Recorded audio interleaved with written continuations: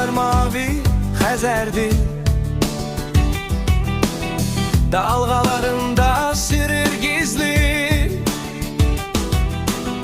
Küləkləri etiraf pıçıldar, sahiller susar gece sızlı.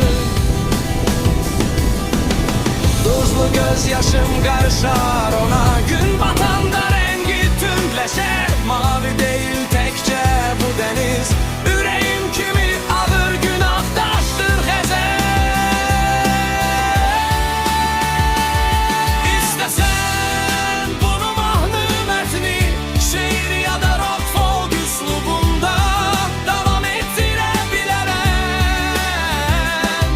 İstesen bunu mahnı metni, şiir ya da rock folk üslubunda devam ettirebilirim.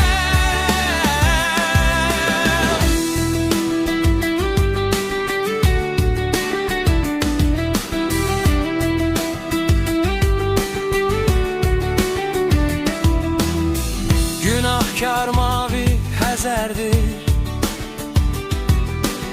dalgalarında sir gizli.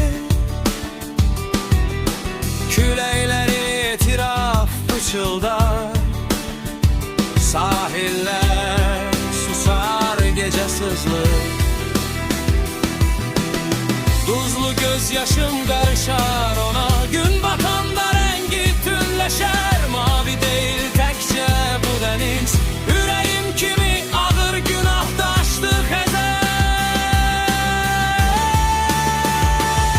İstesen bunu mahnı metni, şiir ya da rock folk üslubunda devam ettirebilirim.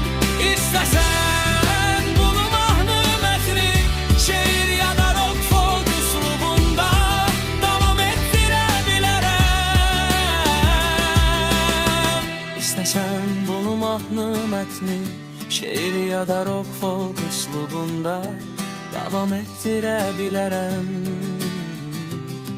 İstesen bunu mahnı metni, şiir ya da rock folk üslubunda devam ettirebilirim.